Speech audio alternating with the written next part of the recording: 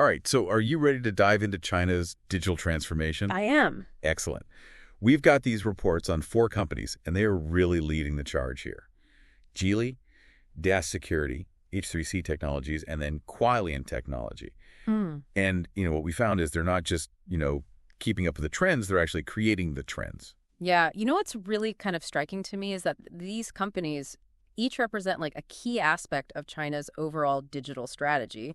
You've got Geely focusing on mobility, DAS Security, of course, tackling cybersecurity, H3C building the digital infrastructure, and Qualian pioneering blockchain solutions. So, it's really comprehensive, right? It is. It's comprehensive.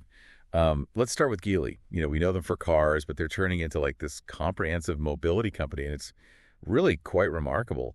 They're going headfirst into electric vehicles, autonomous driving, the whole spectrum. Yeah, they're not just dipping their toes in the water here. Right. They're developing these core technologies in-house, like their Steri-Eagle chip for their vehicles. So this shows a real commitment to controlling, the technological foundation of what mobility is going to look like. Yeah, and that to me is like the sign of a company that's really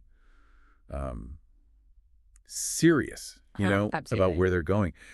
One thing I found really interesting about Geely is that their vision goes beyond just like individual car ownership. Right. It's really moving towards a future where it's all about shared mobility services. So, imagine like subscribing to a service that just gets you where you need to go rather than you actually owning a car. Yeah. This signals like a major shift, potentially, not just for Geely, but for the whole automotive industry. Wow. And it really makes sense when you think about China's rapid urbanization. Right. And the need for really efficient, sustainable transportation solutions in these very densely populated cities. Makes sense. It'll be interesting to see how that plays out globally. Okay, let's move on to DAS Security. They're already a huge force in cybersecurity within China, and they're using AI to combat these increasingly sophisticated cyber attacks. They have this Hangzhou Security large model. It's designed to detect these threats, but what exactly does that even mean? Okay, so think of it this way. The Hangzhou model is like a highly trained digital detective. Okay. It can analyze huge amounts of data to identify patterns and anomalies that might point to a potential cyber attack. For example, it can detect a phishing email not just based on suspicious keywords, but by analyzing subtle cues in the structure of the email and even the sender's behavior. Oh, wow. So it's really interesting stuff. This allows DAS Security to kind of stay ahead of even the most advanced hacking techniques. So they're basically using AI to predict and prevent cybercrime before it even happens. Exactly. That's wild.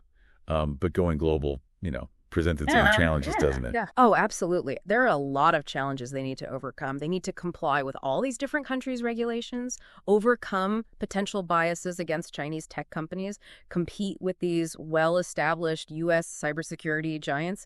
These are some serious hurdles. For sure. Tough landscape to navigate. Mm-hmm. All right, let's move on to H3C Technologies. They're really all about building the digital infrastructure of the future. Yeah. Their AI in all strategy basically means integrating artificial intelligence into almost every aspect of their operations. And they're working on a lot of different applications. Yeah. You can imagine these AI-powered smart factories, robots working alongside humans, and everything's monitored and optimized in real time. Or think about smart classrooms that adapt to each student's learning pace and their style. H3C is right at the center of this whole digital infrastructure revolution that's happening. But even with technology this impressive, they're still facing this challenge of building brand recognition outside of China. Yeah.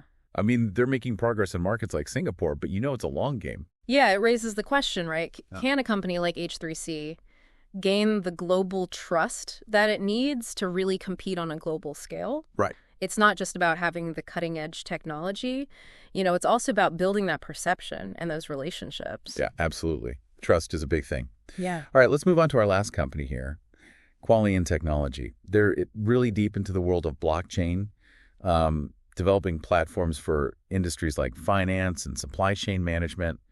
It's generating a ton of buzz, but it's also a bit of a head-scratcher for some people who aren't familiar with it. Yeah, blockchain can seem kind of complex at first. But if you want to simplify it, think of it as like this digital ledger. Okay. That records, every transaction or piece of information in this really secure and transparent way that's accessible to everyone participating. That's the core idea behind blockchain.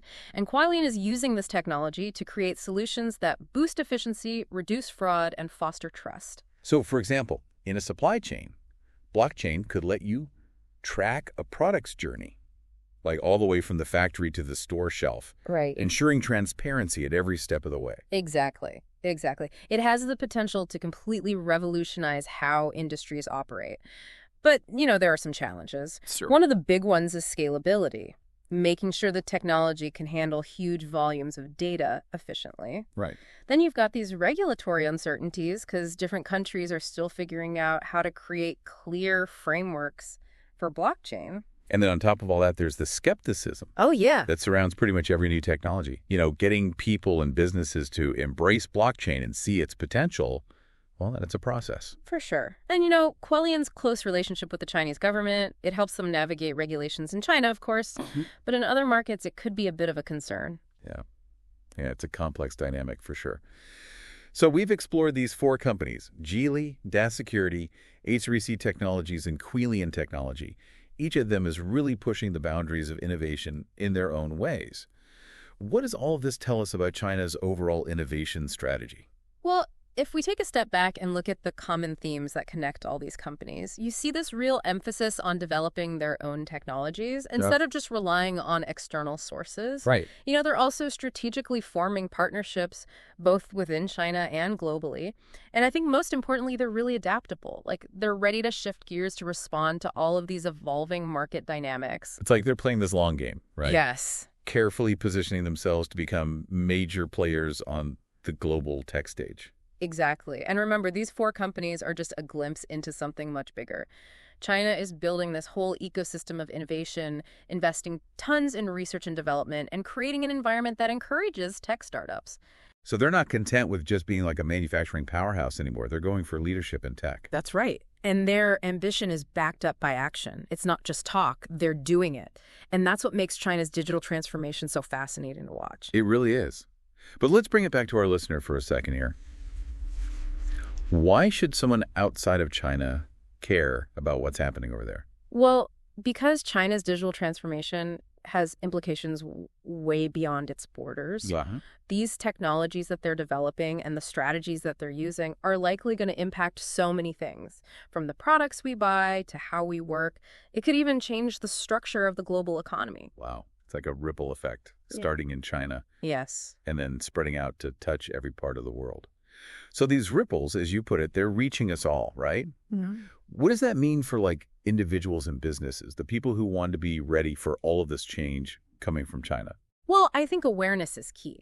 Staying informed about what's going on, the trends, the companies, the developments, it's a great place to start. It's almost like learning a new language. The language of China's digital innovation. Once you know the basics, you can begin to see the opportunities and you can navigate the challenges. So instead of feeling overwhelmed, we should be looking at it as like an invitation to learn and adapt. Exactly. Be proactive, not reactive. Read about these companies, keep up with the news, even try out some new tech yourself. All of that will empower you to be a part of this shift. Instead of being swept away by it, right? Right. And it's like, think of surfers. They need to understand the ocean, how to use their board. We need to understand the currents of technological change. Yeah, how to ride the wave. Yeah. Okay, so to wrap up our deep dive today, let's leave our listener with this thought. We've talked about how Geely, DAS Security, H3C Technologies, and Quellian Technology are all pushing boundaries. But here's the real question. What happens when all of these ripples from China, what happens when they reach you? Will you be ready to ride that wave? It's a good question. That's it for this deep dive into China's digital transformation. We hope you enjoyed it and that it maybe made you a little curious to learn more. Until next time, keep learning, keep exploring, and keep diving deep.